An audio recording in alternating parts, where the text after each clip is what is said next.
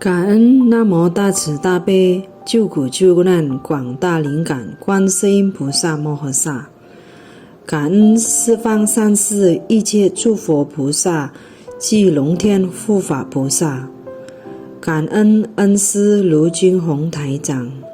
Nama saya Ervina dari Indonesia. Hari ini yang hendak saya bagikan adalah Singling Faman yang luar biasa, membuat saya hidup kembali, menyelamatkan rumah tangga saya, mengurai hubungan jodoh buruk antara saya dengan mertua perempuan. Sebelum saya mengenal Singling Faman, saya pernah memimpikan Master Jun Honglu. Tidak berapa lama kemudian, karena berjodoh, saya melihat wejangan Master di Facebook. Wejangan Master yang memukau meninggalkan kesan yang mendalam untuk saya.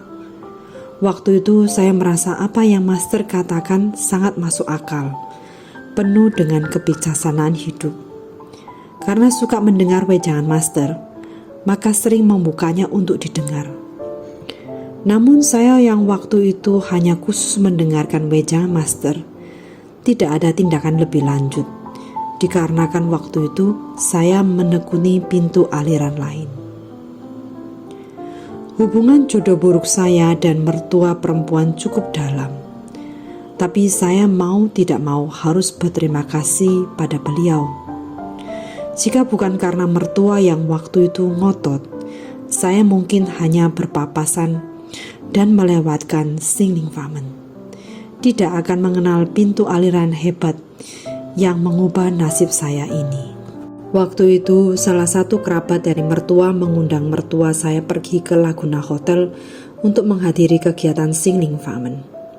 Mertua saya mencari orang kemana-mana untuk menemani beliau menghadiri acara tersebut. Sedangkan saya karena sudah janji dengan suami akan membawa anak jalan-jalan, jadi menolak ajakan mertua. Terakhir karena mertua melihat tidak ada yang berkenan menemaninya, duduk di sana dan mengeluh bahwa tidak ada orang yang menemaninya. Saya melihat keadaan kemudian berkata kepada suami untuk membawa anak-anak jalan-jalan, sedangkan saya menemani mertua saya menghadiri acara tersebut. Waktu itu saya hanya merasa kasihan beliau pergi sendiri, makanya baru menemani beliau pergi. Tidak tahunya pada akhirnya yang mendapatkan manfaat sesungguhnya adalah saya sendiri. Kehidupan saya berubah drastis karena acara ini. Sungguh berterima kasih pada Busa, berwelas asih mengaturnya dengan tepat. Terima kasih teruntuk kerabat tersebut. Terima kasih ibu mertua. Saat acara penutupan, saya hanya mendapat sebuah batu kalung busa, sedangkan ibu mertua malah membawa pulang jadwal PR, buku parita, dan pusaka dharma lainnya. Sepulangnya di rumah, ibu mertua mengambil buku parita dan belajar melafalkan parita. Saya melihat ibu mertua mengambil buku parita dan membolak-balikannya.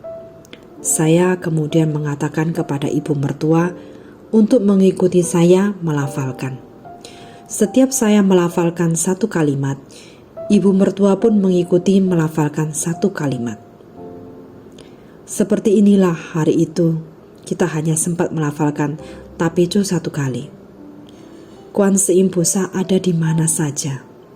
Malam itu saya memimpikan Kuan Seim Busa yang berpakaian putih dan seluruh tubuhnya bersinar memancarkan cahaya.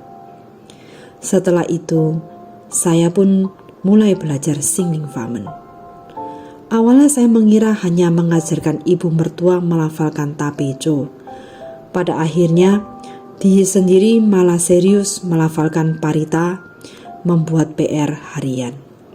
Sejak saya mulai melafalkan parita dan membuat PR harian, dan juga membaca Xiaofangzi, mimpi buruk bertubi-tubi, tidak berhenti memimpikan almarhum. Semakin melafalkan semakin susah, semakin melafalkan semakin mengantuk. Begitu mengantuk akan pergi tidur, begitu tidur maka akan tertidur sampai sore. Kadang bahkan tidur sampai tidak makan siang. Anak-anak karena saya tidur dan tidak memasak nasi, juga ikut seperti saya tidak makan siang. Kadang dihitung-hitung, waktu yang saya habiskan untuk tidur dalam sehari lebih dari belasan jam. Orang lain tidur untuk mengembalikan stamina.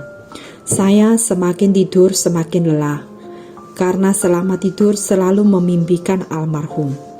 Saat bangun, maka harus berikrar membakar berapa lembar Xiaofangzi. Terima kasih Busa berwelas asih membuat kebijaksanaan saya terbuka.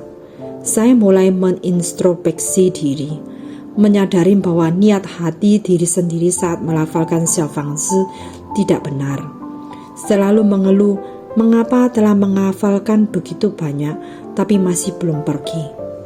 Diri sendiri tidak serius melihat kata yang diucapkan master yang ini, yaitu jika tidak berjodoh, maka tidak akan datang. Semuanya ini adalah hutang diri sendiri. Diri sendiri seharusnya membayarnya dengan ikhlas. Membayar hutang dengan melafalkan parita akan 10 kali lebih banyak daripada dengan tubuh jasmani. Satu-satunya hanya dengan bertahan, saya baru akan keluar dari kesulitan. Terima kasih Busa, sekarang saya pelan-pelan bisa mengatasi masalah kantuk saya. Tidak tahu sejak kapan suasana hati saya memiliki pergolakan yang sangat besar. Terkadang saya bisa akibat sepatah kalimat dari orang sekitar, lepas kendali. Tidak tahu apa yang dilakukan diri sendiri.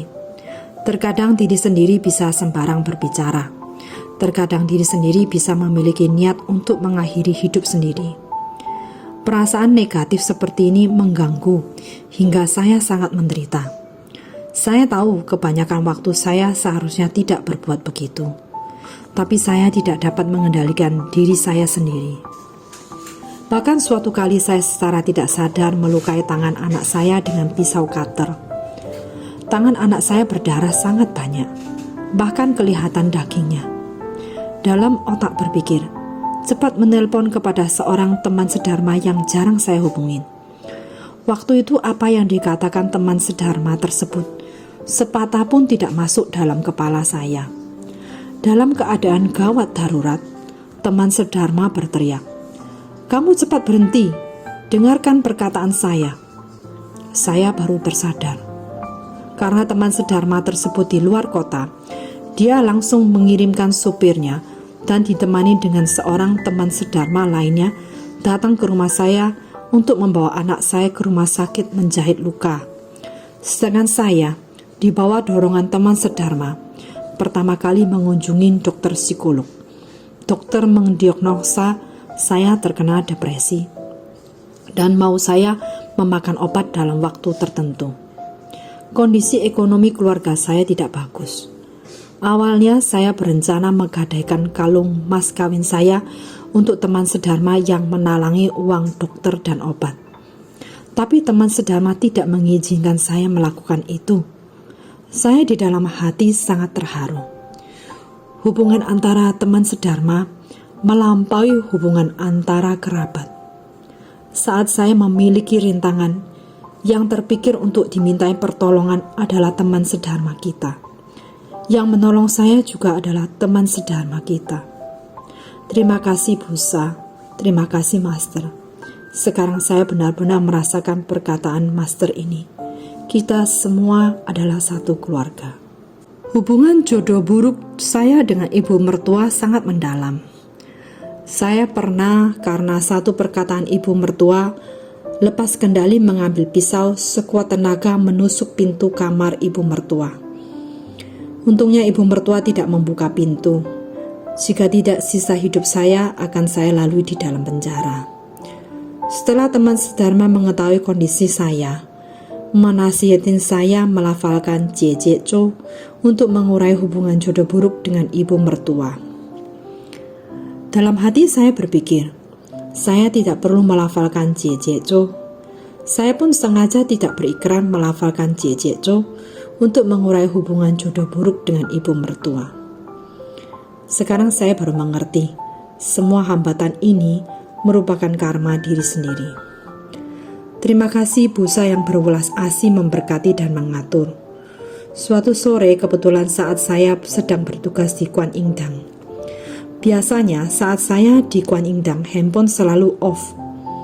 Dikarenakan beberapa hal di Kwan Indang, maka membuka handphone. Begitu membuka handphone, kebetulan sekali 2 teman sedharma melakukan grup call, menasihatin saya dengan berbagai cara untuk melafalkan Jie Cho. Saat itu bertepatan saya di Kwan Indang. Karena itu saya bersujud di depan altar Buddha dan berikrar melafalkan 10.000 kali Jie Cho untuk menguraikan hubungan jodoh buruk dengan ibu mertua.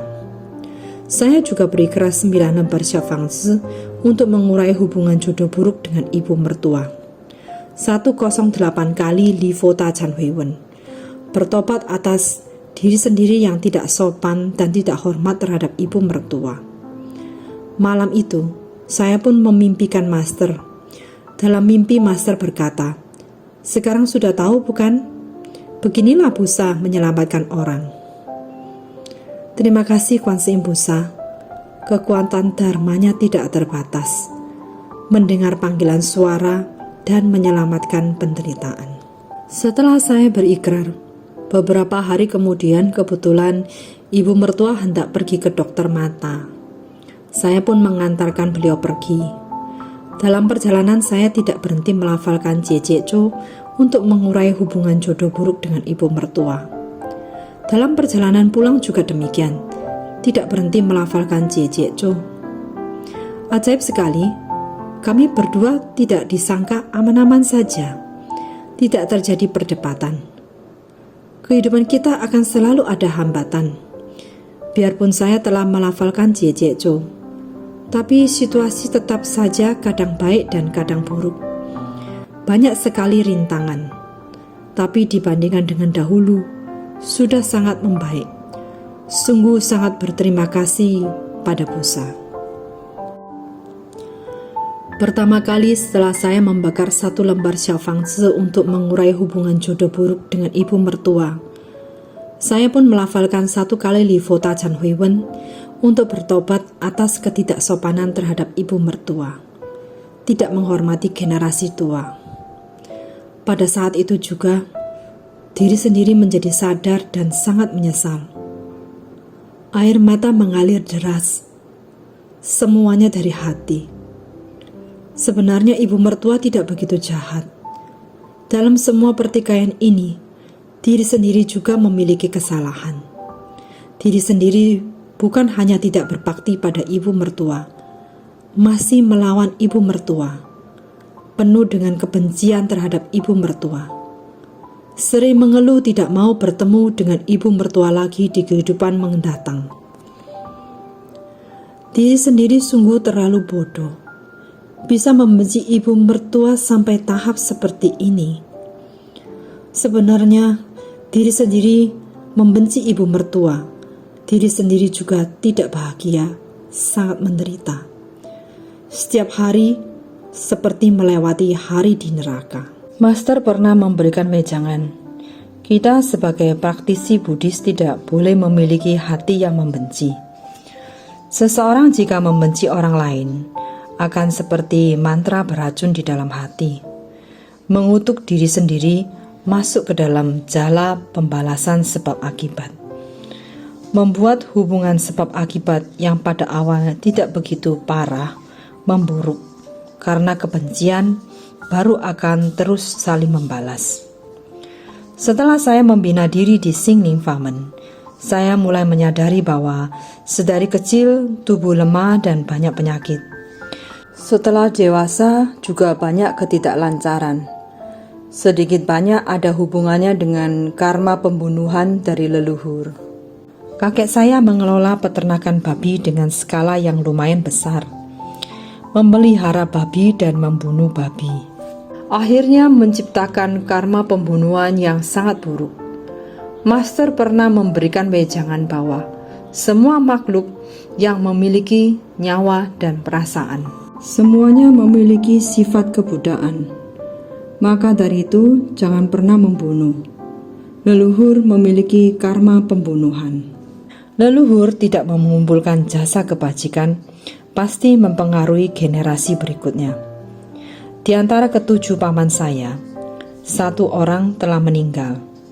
3 orang meninggal di usia muda. 2 orang berubah profesi.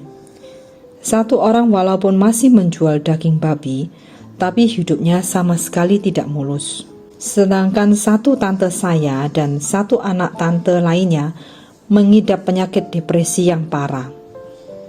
Tidak hanya begini, paman pertama saya yang memegang usaha keluarga yang memiliki karma, 1 orang anak laki-lakinya meninggal di usia muda. 2 orang anak laki-lakinya memiliki penyakit depresi. Biarpun saya hanya cucu luar, tetapi juga mendapat pengaruh, menderita penyakit depresi. Apa yang dikatakan Master sangat benar, karena pembunuhan benar-benar bisa mempengaruhi anak cucu dan generasi berikutnya. Akan dibalaskan dalam 3 keturunan. Jadi kita sebagai orang tua harus memikirkan anak-anak. Tidak boleh melakukan hal kejam yang tidak berhati nurani. Karena jika melakukan hal tersebut akan mempengaruhi perkembangan generasi berikutnya. Cảm ơn Quan世音菩萨, cảm ơn Sinh Linh Pháp Môn. Cảm ơn Sư父 membuat saya berkesempatan mengenal Sinh Linh Pháp Môn. Membuat saya melalui melafalkan parita dan membina hati pikiran, melakukan perbuatan baik dan mengumpulkan jasa kebajikan untuk mengubah takdir. Karena adanya Busa, Master, Sinh Linh Pháp Môn dan teman-teman sedharma, kehidupan saya baru memiliki perubahan yang sedemikian besar. Saya akan terus rajin membina hati, pikiran, dan membina diri untuk membalas budi baik Buddha. Menggunakan 5 pusaka Dharma Sinh Linh Pháp Môn, mengubah takdir saya, membuat kehidupan saya semakin membaik. Kesaksian saya sampai di sini.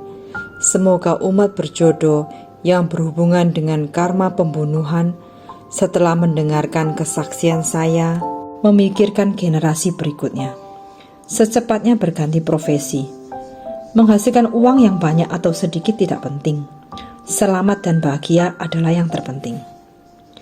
Semoga umat yang berjodoh yang memiliki penyakit depresi setelah mendengarkan kesaksian saya, yakinlah pada saya, jangan putus asa, jangan pesimis. Asalkan kita percaya pada Quan世音菩萨, percaya pada Sinh Linh Pháp Môn, percaya pada Master, kita pasti memiliki pertolongan. Seperti yang sering dikatakan oleh Master, hanya masalah kecil. Saya demi menjadi 1000 tangan dan 1000 mata dari Quan世音菩萨, membabarkan dharma dan membimbing umat, juga membuat kesaksian. Jika dalam kesaksian ada yang tidak sesuai dengan aturan dan ajaran dharma, memohon dengan tulus agar Quan世音菩萨berwelas asih memaafkan. Memohon dengan tulus agar Dewa Pelindung Dharma memaafkan. Memohon dengan tulus agar teman-teman sedharma memberi masukan dan mengoreksi. Karma saya akan saya pikul sendiri, tidak membuat Master memikulnya, juga tidak membuat teman sedharma yang membaca dan mendengarkan memikulnya. Cảm ơn Nam Mô Đại慈Đại Bi救苦救难广大灵感观世音菩萨摩诃萨。感恩十方三世一切诸佛菩萨及龙天护法菩萨。感恩恩师卢金宏台长，感恩师兄们。